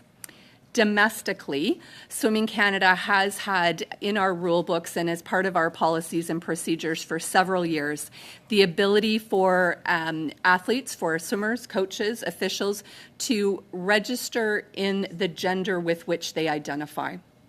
So a swimmer may register as they choose. We also, in just this past year, added an additional option of gender identification, where a swimmer must choose in our sport either male or female in order to compete. But we've added an additional layer of optional information where we're capturing, are they cisgender, transgender, or non-binary? And we've added that as an element to add a level of inclusivity. Our swimmers must compete as male or female. That is the way our sport is currently set up. But we added that additional element to allow for gender identification. For our swim meets, again, a swimmer may swim in the category with which they identify at our competitions domestically. And that is how we've approached it at this time. Thank you. That's very interesting. When we look at the experience of Ms. Worley this morning and how these non-scientific or scientific elements came into play in a very arbitrary way. So I think there's interesting points that you've mentioned showing that sport is evolving. I'd also like to talk about the role of the independent third parties. First of all, which firm is representing Swimming Canada? Thank you for the question, Mr. Chair. Our third party is Lees McLean. Wiser Workplaces has been our independent third party for 5 years approximately. And are you sure that you've got high quality services? And can you tell us how you deal with complaints given the trauma experienced by an athlete? If we refer back to previous testimonies this morning, can you make sure that you can offer a safe and welcoming framework for athletes who wish to bring forward a complaint? Thank you, Mr. Chair, and thank you for the question. Our independent third party is independent, so complaints will go to her directly. She will then triage and make recommendations based on our policies and procedures on a next step.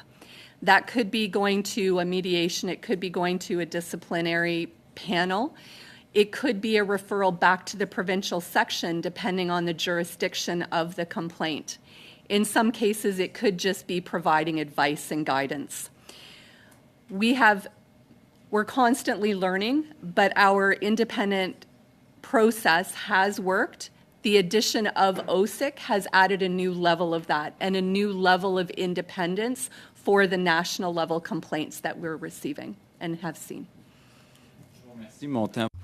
Thank you. I think my time's up. Thank you very much. We'll move to the NDP 6 minutes. Ms. Cirillo, go ahead. Thank you so much, and thank you so much for coming here and sharing your expertise on this. I wanted to speak a little bit. We had some testimony earlier about looking forward to the Olympics, getting ready for the Olympics, and I know that there is a program in Canada, Own the Podium. And when the Minister of Sport was here a few meetings ago, I was asking her specifically about, what is the definition of excellence in sport now, and really what are we striving for here when we put kids in sport? And so my question is really around the compatibility of a safe sport and a mission like Own the Podium. And are they compatible is my first question. Thank you, Mr. Chair, and thank you for the question. I think they are compatible. I don't think that they're mutually exclusive. I think excellence, as we've seen with Own the Podium, yes, there are results, but there's the other side of it. I know Own the Podium is introducing their integrated wellness plan, where it's looking at more than just the medal count, that there are other aspects of the sport that are important, that they're looking for the national sport organizations to be able to deliver upon. So looking at putting the athlete at the center of a decision that isn't only about performance. Is it important? Absolutely. But is it the only thing? No. And thank you for that. And just thinking a little bit about Own the Podium, I think there's over 25 people named on their leadership team. What is the connection between Swim Canada and Own the Podium? Is there any coordination, communication, financial support? What is the connection? Thank you for the question, and thank you, Mr. Chair. I'll answer in my limited ability, given I'm 1 week into the CEO role. So I may not have all of the nuances, but there are frequent touch points and frequent communication between Own the Podium and Swimming Canada.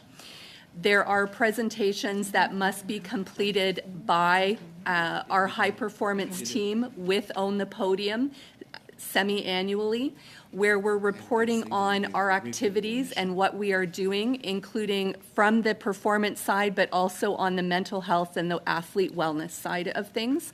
There are finances. I don't have that in front of me to be able to answer that. Okay, just going on the finance theme. So back in October 2022, the Minister of Sport put forward, looks like $7.5 million in funding for Swimming Canada for 2022-2023, including $40,000 for safety in sport. I'm just wondering if any of that $40,000 has been spent, and if you could share with us how some of that $7.5 million is being spent. Thank you for the question, Mr. Chair. I don't have all of the specifics on the $7.5 million. A lot is reserve or reference funding for our high performance athletes in their preparation for the Olympics and Paralympics. So there will be their travel to competition. There will be the coaching salaries. Our high performance centers are wrapped up in part of that. From a safe sport perspective, that $40,000 is used to help support our Safe Sport coordinator, our Safe Sport independent officer, as well as the different activities that we are doing, like our Safe Sport campaign now, and also our work with the provinces. I'm going to wrap up with a final question that might be a little related to this. You opened to say that you've got kind of a vision or a mission from education to response. This is a new area. And I wonder if you could just share with this committee what falls into the response category and what things you think have changed over the years that would make the response portion so important. Because I think one of the things we've heard around this committee is there doesn't seem to be action when there's complaints, when there's athletes come forward with abuses and issues, that there hasn't been the adequate response. So what's falling in that category, and what is the thoughts behind that? I think from a Swimming Canada, and thank you for the question, Mr. Chair, I think from a Swimming Canada perspective, response has been our independent third party, and the accountability and tracking that we have put towards that independent third party. I think education and awareness as well of what our process is, what the complaint process is from a national perspective to then jurisdictionally, what could it look like provincially, as well as then from a club perspective. Thank you. Sorry, I'm just asking him how much time I had, because when you were answering, it made me think about reports on a gender split and across the gender spectrum. Does Swimming Canada collect that information by gender on the gender spectrum and by type of complaint? Is that information collected that way, and could you share it? Thank you for the question, Mr. Chair. Not to my knowledge are we collecting it gender-based. No. That is not something we have looked at to collect complaints based on gender. Okay. Because sport is very, especially young sport, very over-indexes for girls when swimming first starts. Does that remain as you get into more competitive sport? Thank you for the question. I think we're quite evenly split in swimming. There might be about a 60-40 split. I just don't have the numbers to be able to say accurately what our split is on our gender on athletes at this time. Okay, thank you for that. I'm going to ask, we would like to do some committee business. It shouldn't take long. What is the wish of the committee, in public or in committee, in camera? Yes, Mr. Biddle. I think in terms of a matter of timing, I think it might take too long to switch us all over to a separate. Okay, so if in it's public? quick, it can be in public. Okay, We're fine with that. public is fine? Yeah.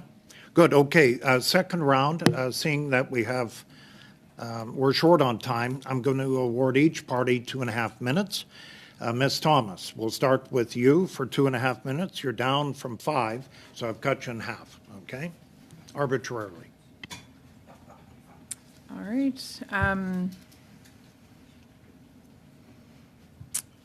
Sure, Ms. Pollins. Earlier in January, you did an interview with CBC, and in that interview were some comments with regards to OSIC. You commented on the fact that it would help a very small number of athletes. You expressed some concern with regards to the program. Simultaneously, though, of course, the organization that you represent signed off on OSIC in January 2023, and there's a statement on the website that speaks of it as if it's something positive. So there seems to be both simultaneously some concern with regards to OSIC and whether or not it'll actually get the job done, but also I would imagine probably some pressure, both publicly and based on funding, to sign off. And so I'm wondering what those concerns are and how you align that with the fact that it's been signed off on. So I thank you for the question, Mr. Chair. I think the OSIC office is a step, it's a part of our process, it's part of our toolkit. And it is geared toward, from a Swimming Canada perspective, our participants are at the national level. So it's who we've identified at the national level. It's a small percentage of our overall membership. And so when we look at what is needed from a provincial and a club perspective, there's more there that is needed, and it's how do we do that? How do we support the club in their safe sport complaints that they may have in navigating that when they are volunteer boards with no time, certainly not independent because they're all parents of the swimmers that are in the pool. And so I think that that's where the gap potentially lies, is how do we get down to that level and ensure that coordinated approach? yeah, it's really getting down to that grassroots level, particularly within provincial bodies or local swim bodies. Got it. I'm curious, and this question is a follow-up to my colleague, Mr. Housefather. One of the several questions he put forward to you in the limited time was with regards to non-disclosure agreements. And so I am curious if Swimming Canada has ever required their athletes to sign a non-disclosure agreement. Has that ever been a requirement? Thank you for the question, Mr. Chair. Not that I am aware that there has been a requirement for swimmers to sign a non-disclosure agreement. There have been examples where out of a disciplinary process where all parties with legal representation have agreed to confidentiality, but it's not something where I'm aware that there is a broad-stroked NDA in place. Okay. Okay, thank you. That's the 2.5 minutes. We'll move to the Liberals. Mr. Biddle. Chris? Thank you so much, and I'll pick up from there. Not that you're aware of, would you be willing to go back to your board and debate whether if there are any NDAs that athletes be released from those? Thank you for the question, Mr. Chair. I can certainly take that back and find out. Again, based upon the complaints that I'm aware of, there are no NDAs that have come from Swimming Canada, but have come as a result of a process where that was through the discipline process where legal counsels have agreed to from a complainant and a respondent, but I'm happy to take that away. Thank you, and I hope you have that discussion, because even with that legal representation, as we've heard in our committee, that may be the only way to get a settlement, but then people feel trapped afterwards. And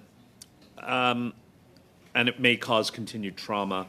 Another one of Mr. Housefather's questions, and we're stealing his thunder, maybe I should have given him the 2 minutes, but do you have a list of coaches that have faced discipline by Swimming Canada?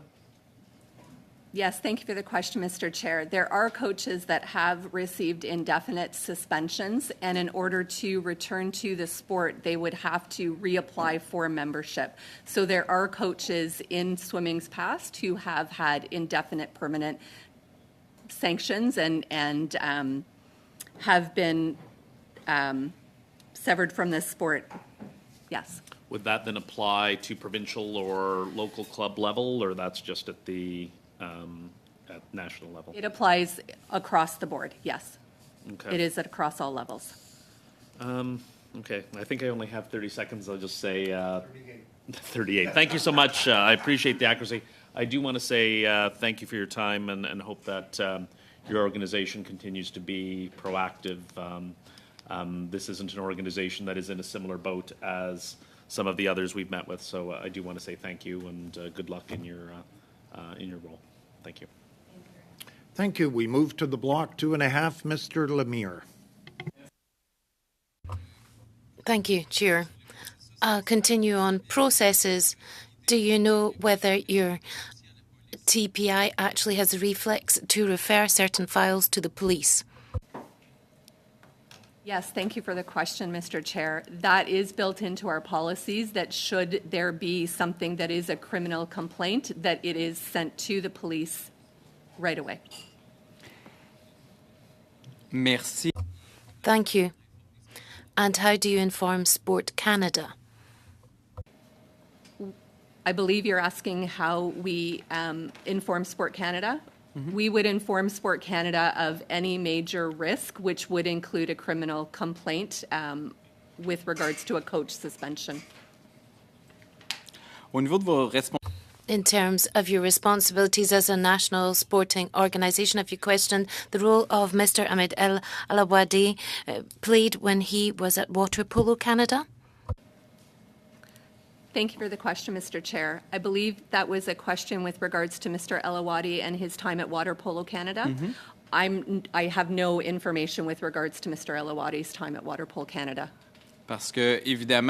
Because obviously there would be an impact because he went through your organization, and after his testimony in front of the Status of Women Committee, he was questioned about water polo and his responsibility in naming the coach for the national team. So would you accept that actually recruiting a national coach did not take account of these internal reports that were perhaps not being dealt with correctly? And have you reviewed your recruitment practices, and do you do background employment checks? Thank you for your question, Mr. Chair. I believe the question was around our hiring practices, and yes, we do full background checks as well as reference checks in our hiring practices today. Je vous remercie. Thank you. Okay, we go to the final 2.5 minutes to the NDP. Ms. Zerillo, please. Thank you, Mr. Chair. And I have a motion for the committee, Mr. Chair. That All right. That the Standing Committee on Canadian Heritage invites Marie-Sophie Harvey to appear, if she chooses, in committee in the coming weeks as early as June 12th. So can I continue with my questions? Yeah, can continue. Thank you so much. You have 2 minutes left. Thank you so much. So I am interested in the preparation for Olympics. I am interested in ensuring that the Olympians are protected on the international stage when they're traveling internationally. And I'm wondering if any work has begun or if it's already completed on how to protect our athletes as they travel and as they compete on the international stages outside of Canada. Thank you for the question, Mr. Chair. Swimming Canada is constantly looking at our procedures with regards to international travel. We have several teams traveling this summer to Fukuoka, Japan, as well as to Israel later in the summer, a junior team, and our para team will be in Great Britain. We're constantly looking at and forward-looking to those sites and how we create procedures that will protect the swimmers in that environment.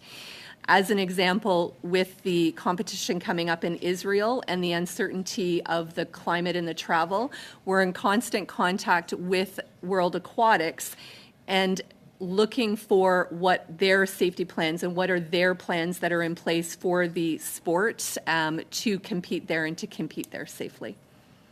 Thank you. And I'll follow up just with a question on gender and the spectrum of gender. Are there different protocols in international when athletes go out to international competition in regards to their gender and safety? Thank you for the question, Mr. Chair. I'm sorry, I'm not sure I understand the so question. if Swimming Canada is preparing to take athletes overseas for competition, there must be protocols in place to keep the athletes safe. Is there a different protocol for men, women, trans, or non-binary athletes? Thank you for the question, Mr. Chair. Not that I'm explicitly aware of at this time. Okay. Okay, thank you very much, Ms. Pollins. Good luck to you.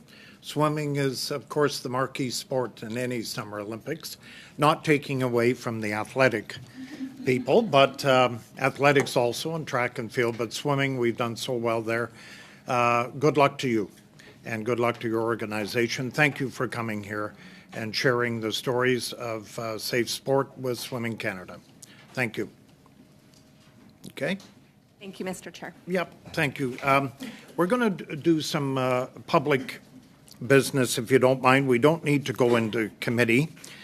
We have at least 10 minutes. We could go over if you wish. There's a couple of things I'd like to bring up because June 9th, I know I was here last Thursday when Mr. Julian brought up the June 9th, which is this Friday as an extra meeting. There was some confusion around the table if, in fact, it was adopted. So, Mr. Biddle, I know I just spoke to you, and there was some confusion about adding an additional meeting that the previous chair, Ms. Fry, brought forward last Thursday. But go ahead. Thanks so much, Mr. Chair. Yeah, my understanding, and I could be wrong, was that it was in case it was needed, especially with relation to Judge Aquilina, who I believe has requested to come on the 19th. So we're content to give that meeting up. My understanding in conversation with our whip's office is there's other committees that could use it more than us, and we still have enough time with the rest of the meetings to conclude our study. Okay, any other thoughts on this? Seeing a yes, Ms. Thomas, you're no? A clarification or no? No on this matter. Well, it seems like there's maybe two things going on here, so I do want to clarify. Yeah, the Friday meeting. That's all? Is it off? Okay. Because when I left here last Thursday, I wasn't sure myself. But now talking, there is no need for the Friday additional meeting, June 9th. So we would have this meeting, which is concluding shortly, and Thursdays from 3:30 to 5:30, but no June 9th meeting. Okay, the other one I want to address. Yep, go ahead, We're still talking about the Friday, June 9th, right? Yes, I am. I believe that is a meeting that we need to have. I think MP Julian was quite adamant that he wanted to have that meeting on the Friday. This is an important topic. We've seen from Swimming Canada today, they're not necessarily looking at this work through gender lens. Like, I think there's still a lot of work to do, and I know that MP Julian is interested in getting that done quickly. But Mr. Biddle, you were going to... I'm just looking at your facial expression. I guess maybe it's best to go to a vote, because I guess now that in order to speed things up, we're now in public, which we can't talk about what happened in camera, so maybe it's just best to go to a vote. I thought it was if needed, and I think everything can fit into the other meetings that we have scheduled, especially since we're adding an additional hour on the 19th. Good, thank you. I'll ask the clerk to take the vote then on an additional meeting, yes or no, on June 9th, Friday.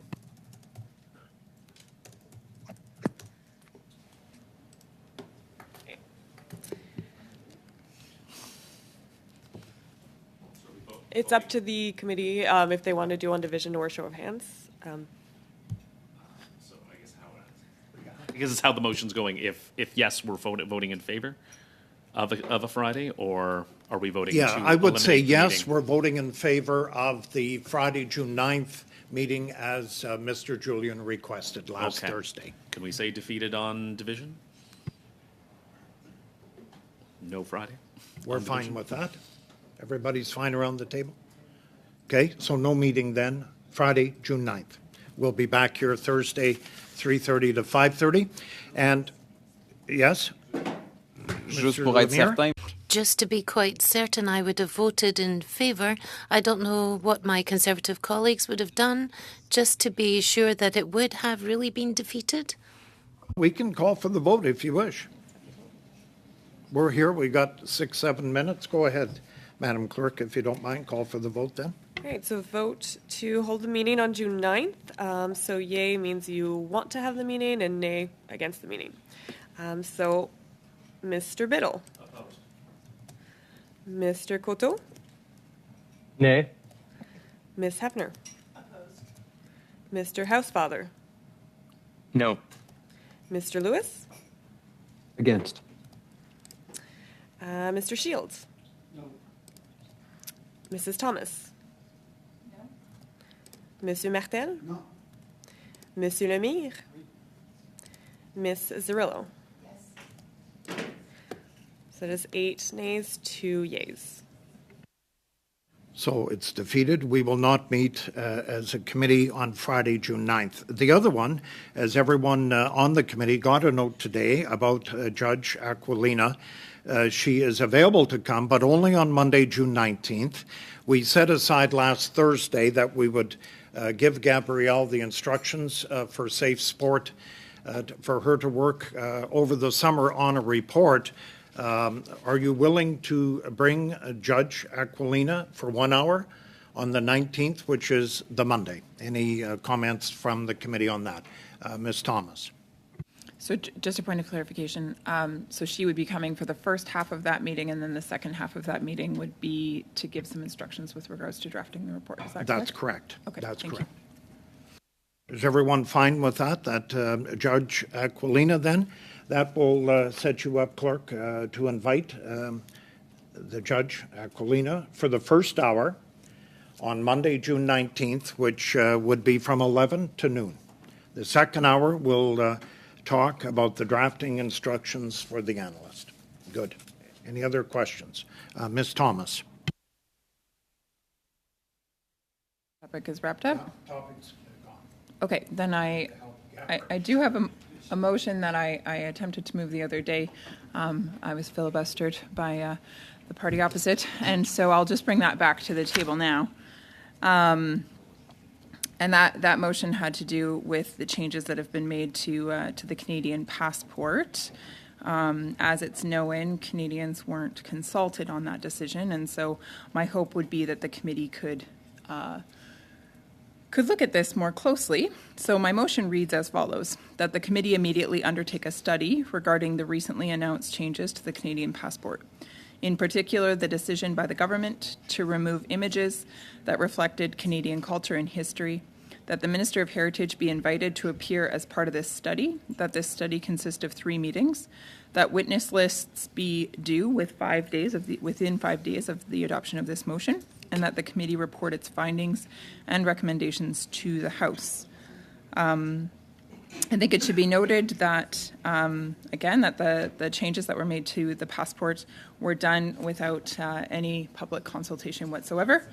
And things like Quebec City were removed from the passport. Terry Fox, who was diagnosed with cancer and then determined to take on the battle, ran more than halfway across our country, and with one leg, I should add, of course, wanting to draw attention to cancer and cancer research. And of course, his legacy lives on. Vimy Ridge has been removed from our passport, which of course is our dear veterans who they fought a fierce battle and they made history, something that our country traditionally has been very proud of. We wear a poppy every November. The reason we do is in honor of those who have fought, those who have fallen, and the loved ones, of course, who have been left behind.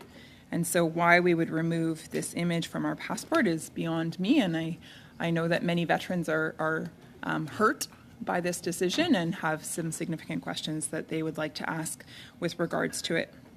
Another notable change to the passport would be that the first member of parliament who is female, Nellie McClung, was also removed. And so again, for a feminist government to make that decision seems quite rich. But also I think that there's just something there to be said with regards to our history and the celebration of such an achievement, such an incredible woman, and again, done without consultation and really without any due reason. Ultimately, it comes down to our history and whether or not it is going to be preserved. I believe that a choice was made by this government to begin erasing it. And that's a sad day, and many Canadians are quite discouraged by this decision, if not outright angry and altogether frustrated. I should add, because folks might be curious, what were those historic pieces replaced with? They were replaced with a man raking leaves. They were replaced with a boy jumping into a lake. They were replaced with a squirrel eating a nut. These are the types of images that have replaced the historic or moments of history in our country, or cities of tremendous value, or people of remarkable character who have fought good fights. So with that, given that there has been such substantial change made to such an integral document within our country and that is held dearly to the citizens of this nation, I would ask that we study it at committee. Yes, point of order. Just a question in terms of this being within the jurisdiction of the committee. Passports are under citizenship and immigration, heritage, sport. The items that we discussed do not venture into this. And I know there's a similar motion before the immigration committee. It's within their realm of debate. Is it within? I don't believe it's within our realm of debate. And that it's not a receivable motion, I guess, is ultimately my objection. Yes, I'm going to ask the clerk, Genevieve.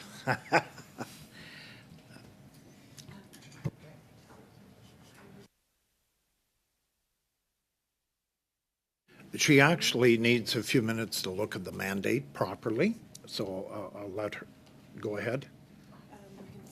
Suspend for a couple of minutes. We actually have until 1:15, everyone around here, so it's not a hard stop at 1 o'clock. It is a hard stop at 1:15, so we have some time. We'll just ask Genevieve about Chris, what you were talking about.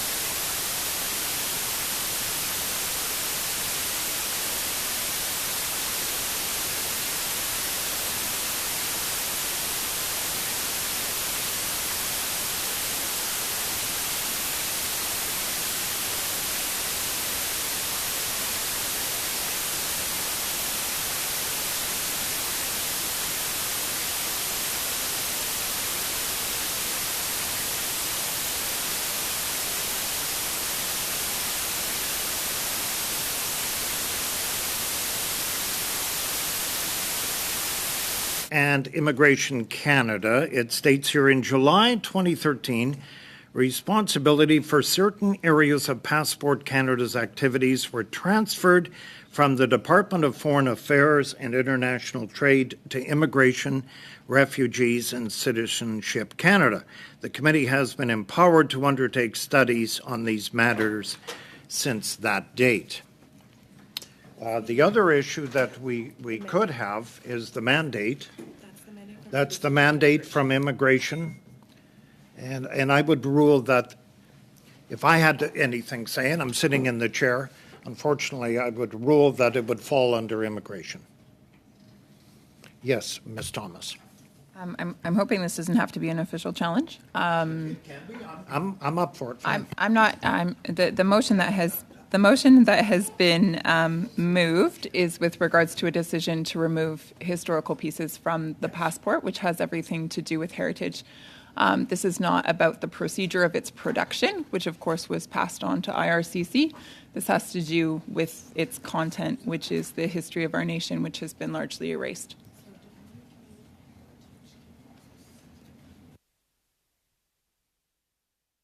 Give me 20 seconds here. We're just bringing up the heritage page.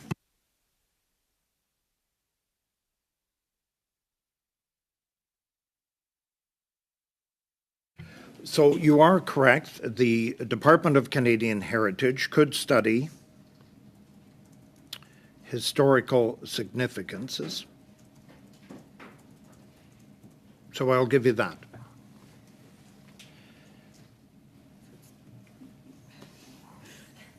I'm looking for a ruling from around the table. Ms. Cirillo. Thank you, Mr. Chair. I think many Canadians share equal disappointment of losing some of those historic figures on the passport, certainly in my community. In Coquitlam, it is where Terry Fox trained, where he lives in the communities of Coquitlam, and I know that his family has asked that that. I'm going to rule, because we looked at the symbols here, it will be admissible. Okay. Asked for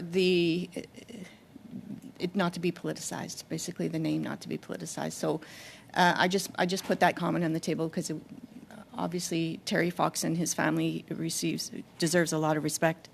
At the same time, it was the minister, Minister Gould was in committee at HUMA just last week and talked about how this is a security project along with IRCC. And I do think that this is important, that they could potentially do some study, but that it should go to IRCC. And although there may be a heritage component to this, it's national security at the forefront on the passports.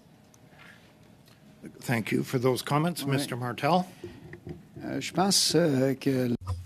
I think that this is an interesting subject because the Chateau Frontenac in Quebec City has been withdrawn. There was an overview of the whole of Quebec. So it'd be good to know the reasons why this is not on the passport anymore either. It'd be good to get more information on this. Ms. Thomas, I would rule your motion here admissible only because of the symbols. Is there anything else you would like to add to this then? Just that we return to the proper speaking list. Well, okay, if I go to the proper speaking list, I only have one. Mr. Shields. Thank you, Mr. Chair. The historical aspect, I think, is worth discussing. It is a document that vast majority of Canadians carry. It is something that's important, I think, to Canadians as it's a form of citizenship. I think many in this room have been part of citizenship ceremonies where people have to put up their hand to swear allegiance to being a Canadian citizen. Now, that's been lessened significantly, which I have a problem with. So I think as a legal document of citizenship, I think it's a critical document about our country, about our history. Anybody that knows ask me a question, I'm going to be dragging up history in whatever I talk about. So I think it does represent, as a legal document, a significant part about what we are in this country. And so to have a discussion about why it was changed and the rationale, I mean, I got a number of Maple Leaf ties, love Maple Leafs, beautiful colors, fantastic. Look at the tie you got on today. Yeah, so I mean, no objection to Maple Leafs at all. But I think the historical aspect of this particular document, like I say, that we carry as a sign of our citizenship, we travel with, is really important and something worth considering. So the rationale of changing it and the rationale of knowing why it's being recognized in the work that's in it now, other than the legal aspect of it that you have to have, which is a critical security document, totally understand that. It's a critical security. Canadian passports are one of the most valued in the world and one of the ones that are blackmailed, copied, because it is such a recognized document out there and is part of an important nationality. So I believe we should take a look and understand why these changes are being made and why what was there is important to our heritage. Thank you, Mr. Speaker. Thank you, Mr. Shields. Any other comments on this, Dan? Well, I guess I'll call for the vote. Nobody else has challenged me. There has been no further debate on this. Madam Clerk, could you call for the vote on the motion by Ms. Thomas? I ask that the motion be read into the record and that the votes be recorded. So the motion that we are voting on would be that the committee immediately undertake a study regarding the recently announced changes to the Canadian passport, in particular the decision by the government to remove images that reflect Canadian culture and history, that the Minister of Heritage be invited to appear as part of this study, that the study consist of 3 meetings, that the witness lists be due within 5 days of the adoption of this motion, and that the committee report its findings and recommendations to the House. So, Mr. Biddle. Contre. Mr. Coteau. Against. Ms. Hepner. Mr. Housefather. Contre. Mr. Lewis. Against. Mr. Shields. Mrs. Thomas. For. Mr. Martel. Monsieur Lemire. Contre. Ms. Zarrillo. Against. So that is 3 yeas, 7 nays. Motion is defeated, and we're at 1:15. Mr. Biddle? Since Marilyn isn't here, motion to adjourn. Oh, sorry. Yeah, we have a hard stop, though, at 1:15. Okay, I just wanted to get a quick vote on asking Mary Sophie Harvey to the committee before June 12th. I can't. It's 1:15, and it's the hard stop by staff. We've actually over-exceeded our time by 15 minutes. Okay, thank you, Mr. Biddle. Adjourned.